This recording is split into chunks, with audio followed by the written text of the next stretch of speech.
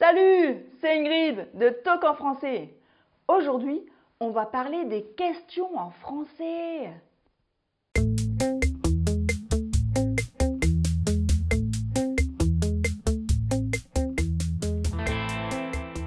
C'est une leçon de grammaire et de prononciation.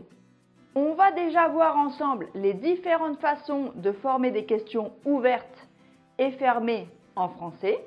Ensuite, je vais te donner quelques astuces pour que tu prononces les phrases interrogatives comme un français natif. Enfin, on fera un petit exercice de compréhension orale. Tu suivras la conversation entre deux Français. Tu vas pouvoir améliorer non seulement ta prononciation en français, mais aussi ta compréhension. T'es prêt? C'est parti! La phrase interrogative sert à poser une question. Elle se termine par un point d'interrogation. En français, on peut poser des questions de différentes façons. Et il existe différents types de questions. Par exemple, les questions fermées et les questions ouvertes. Comment former des questions fermées? Ce sont des questions dont la réponse est oui ou non. Pour poser une question fermée, il y a trois façons. Prenons un exemple de phrase affirmative. Tu es en France. Pour transformer cette phrase en une phrase interrogative, on a trois façons. Premièrement, en changeant l'intonation. Tu es en France? T'as noté la différence? Au lieu de dire tu es en France, c'est une affirmation, tu es en France. Quand on pose une question, on va changer l'intonation. Tu es en France? Tu es en France? Tu es en France? T'as remarqué? La structure de la phrase n'a pas changé. C'est toujours la même.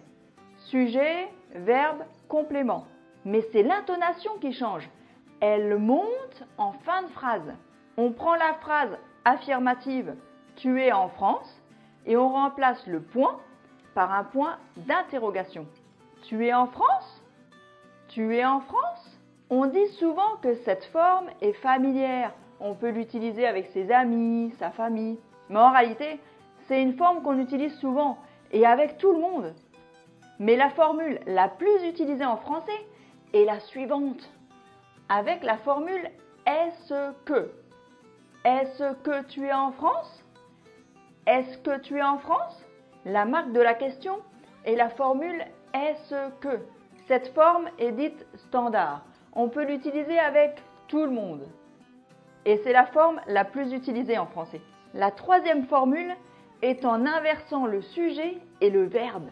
Es-tu en France? Es-tu en France? L'inversion du sujet et du verbe est la marque de la question. Le tiret est obligatoire entre le verbe et le sujet. Cette forme est soutenue parce qu'elle est élégante et formelle. Attention, pour des raisons phonétiques, on doit parfois rajouter un T entre le verbe et le sujet. Par exemple, elle parle français. En inversant le verbe et le sujet, parle-t-elle français? Parce que si on ne mettait pas le T, ça ferait parle-elle français? Parle-elle français? Alors on rajoute un petit T et ça donne parle-t-elle français? Parle-t-elle français? Ici, on rajoute un T entre le verbe qui se termine par une voyelle et le sujet qui commence par une voyelle. Parle-t-elle français? Donc à la question « Tu es en France ?» ou « Est-ce que tu es en France ?» ou « Es-tu en France ?» La réponse peut être « Oui, je suis en France » ou « Non, je ne suis pas en France ». Ça, c'était pour les questions fermées, dont la réponse est « oui » ou « non ». Maintenant, on va voir comment former des questions ouvertes. La question ouverte sert à obtenir une information nouvelle. Donc, on utilise un mot interrogatif, comme qui, à qui, de qui, avec qui, que, quoi, à quoi, de quoi, avec quoi, Où, comment, pourquoi, combien, quel, à quelle heure, etc. La réponse contient donc une information nouvelle qui n'est pas dans la question. Les trois structures des questions fermées sont aussi valables pour les questions ouvertes. Prenons un exemple de phrase affirmative. Vous partez en vacances. En utilisant la première façon, en changeant l'intonation. Vous partez où en vacances? Vous partez où en vacances? La question suit le schéma. Sujet, verbe, mot interrogatif, complément. Mais pas toujours. Par exemple, on dit « Pourquoi vous partez en vacances ?» L'intonation change. Elle monte en fin de phrase. Vous partez où en vacances? Tu vas peut-être entendre que cette formule est familière, qu'on l'utilise avec ses amis ou sa famille, mais en réalité, on l'utilise souvent en français et avec tout le monde. La deuxième façon, avec la formule « est-ce que ». Où est-ce que vous partez en vacances? Où est-ce que vous partez en vacances? La question suit le schéma.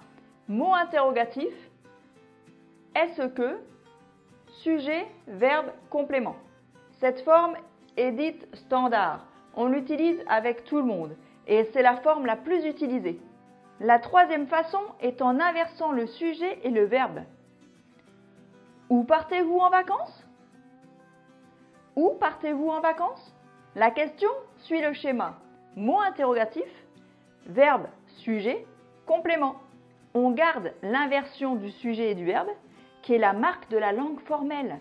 Cette forme est soutenue, car c'est une langue élégante et formelle. À cette question, vous partez où en vacances? Où est-ce que vous partez en vacances? Où partez-vous en vacances? La réponse peut être « Nous partons en Italie ». En Italie est une information nouvelle. Passons à la prononciation.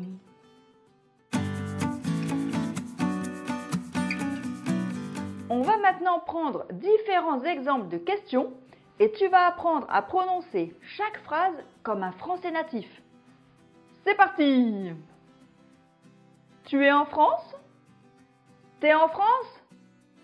On contracte le pronom personnel sujet tu et le verbe et on ne prononce pas le U. T'es en France? Pourquoi? Regarde ma vidéo sur les pronoms personnels sujets en français. Tu trouveras la réponse. Est-ce que tu es en France? Est-ce que t'es en France? Est-ce que t'es en France? On va jamais prononcer est-ce que. On va toujours dire est-ce que. Est-ce que. Est-ce que t'es en France? Est-ce que t'es en France? Es-tu en France? Es-tu en France? Cette forme d'inversion du sujet et du verbe n'est pas très utilisée à l'oral. Alors si tu veux parler français comme un français natif, n'utilise pas cette formule. Qu'est-ce que tu fais? Qu'est-ce que tu fais? Qu'est-ce que tu fais? Qu'est-ce que tu fais? Qu'est-ce que tu fais? Qu'est-ce que tu fais? Qu'est-ce que tu fais? Ou tu fais quoi? Tu fais quoi? Qu'est-ce que tu fais? Tu fais quoi? Qu'est-ce que tu manges? Qu'est-ce que tu manges? Qu'est-ce que tu manges? Qu'est-ce que tu manges? Qu'est-ce que tu manges? Tu manges quoi? Qu'est-ce que tu manges? Qu'est-ce que tu manges? Tu manges quoi? Qu'est-ce que nous allons faire cet après-midi? Déjà, on va remplacer le nous par on. Pourquoi? Regarde ma vidéo sur les pronoms personnels sujets en français. Tu auras la réponse. Ça donne. Qu'est-ce qu'on va faire cet après-midi? Qu'est-ce qu'on va faire cet après-midi? Ou encore, qu'est-ce qu'on fait cet après-midi? Ou on fait quoi cet après-midi? Ou encore, on fait quoi cet après-midi? On fait quoi cet après-midi? On fait quoi cet après-midi? On fait quoi cet après-midi? Quand on parle, on utilise les mots interrogatifs en début ou en fin de phrase interrogative. Par exemple, où t'es parti? T'es parti où? Quand on utilise le mot interrogatif en fin de phrase, on peut accentuer ce mot. Par exemple, t'es parti où? T'es parti où? T'es parti où? T'es parti où? Quand est-ce que tu pars? Tu pars quand? Tu pars quand? Combien ça coûte? Ça coûte combien? Ça coûte combien? Maintenant qu'on a tout expliqué, on va suivre la conversation entre deux Français. Fais bien attention à la prononciation. Le langage écrit est différent du langage parlé.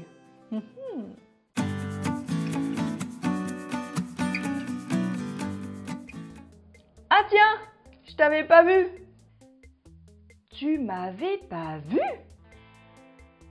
Ben non, excuse-moi. Mais comment t'as fait pour pas me voir? J'étais toute la matinée au bureau, juste en face de toi. C'est si grave? Ben quand même, hein. Je suis pas invisible. Ça te ferait plaisir, toi? Dis-moi, qu'est-ce que je dois faire? Je sais pas, moi. Tu pourrais me payer le resto ce midi pour te faire pardonner. C'est une bonne idée, non? C'est qu'en ce moment, je roule pas sur l'or. Hein. T'as une autre option? Une place de ciné? Tu sais quoi? Non. J'ai trouvé! Qu'est-ce que tu vas faire? Ben, je vais changer de bureau. Qu'est-ce que t'en penses? J'espère que t'as aimé cette leçon de grammaire. Et toi, écris-moi des questions dans les commentaires. N'oublie pas de t'abonner à ma chaîne YouTube. Et si tu veux apprendre à parler français couramment, inscris-toi à mon cours gratuit. 3 étapes pour parler français comme un natif. Salut!